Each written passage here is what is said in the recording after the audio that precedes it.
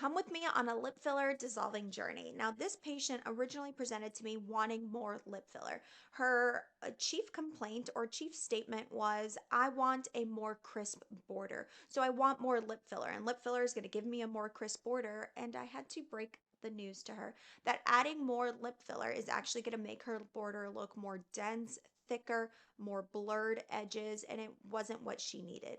I had to sit her down and explain to her all the signs and symptoms that she's experiencing of lip filler migration. And it's important that as injectors, we point this out to our patients because they don't know what they don't know, right? It's not their job to know and recognize what migration looks like. So, as injectors, we have to sit them down and say, adding more filler isn't going to make your border look more crisp. It's actually going to make your border look worse because we're adding more density to it. What we need to do is dissolve everything and kind of reset the lip. And I pointed out all of the little moments that she's experiencing that tell us that her lip filler has migrated. Number one, she's experiencing something called filler fold, and you can see that on either side of that lateral part of the lip, it's almost like the filler has migrated behind the lip, putting pressure on that ergotrade, creating this fold. So filler folds are a dead giveaway of filler migration. Like we discussed, you could see her border is very blurred. She doesn't have a crisp border where the pink part of her lip and the ergotrade or the white part of her lip meet, making it look rounded. That's another sign. And you could see she almost has a ledge appearance to her upper lip where we can almost support something sitting right there. Those three signs on this particular lip are telling me her lip filler has migrated and it's time to dissolve. So let me walk you through how I dissolved this patient.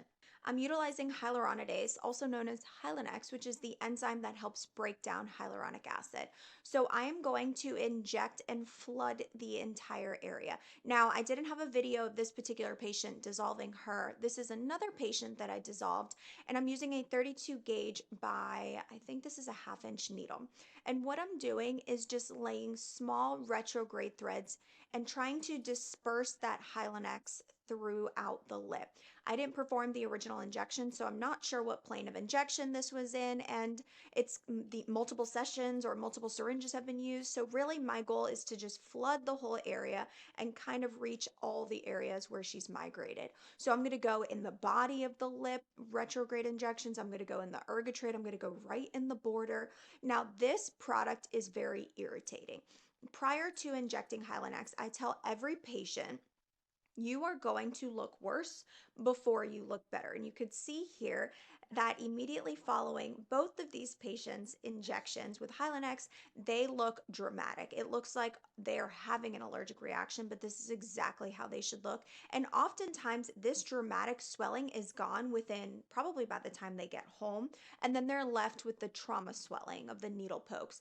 But initially, that Hylenex is so irritating that it can really create this exaggerated allergic reaction look, but it's not. This is classically how I want them to look. You will know if it's an allergic reaction. I will put up a photo here of what an allergic reaction to Hylenex looks like. This is dramatic. You want to check to make sure their airway is cleared. This is a problem and should be handled as a true complication, an airway complication.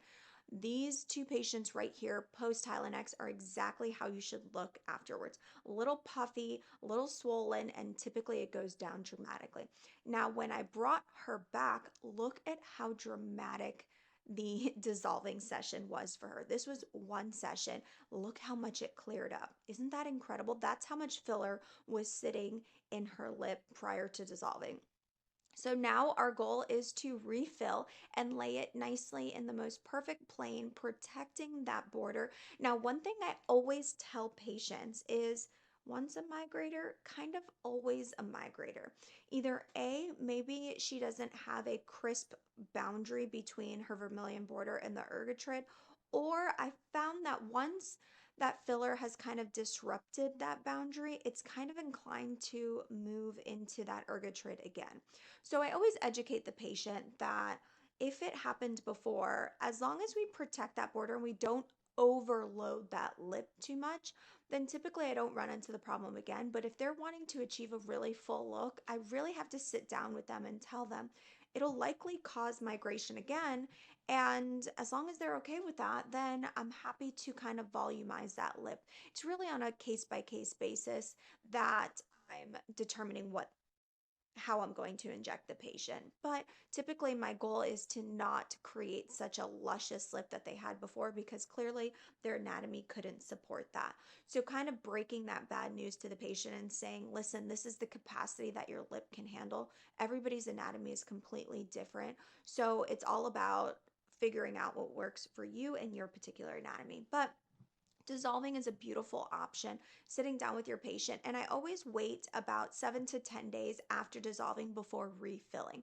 They'll oftentimes see the most dramatic change in the first 24 hours, but as that swelling is going down, you'll still see that lip change over the course of the week. So I never, ever, ever dissolve a patient and then refill them within a couple days. I always give it a full week. I want all bruising, all swelling to be down before I reevaluate the lip and determine how much volume they can tolerate. But taking them on the journey and explaining to them everything that they're going to experience prior to injecting is crucial, and it allows them to feel so much more comfortable along the way. But if you are absolutely loving these videos, please help me get to 1,000 subscribers by the end of the year. I am creeping up closely to that 1,000 number, and I love, love, love interacting with you guys. So please comment below if you have any questions.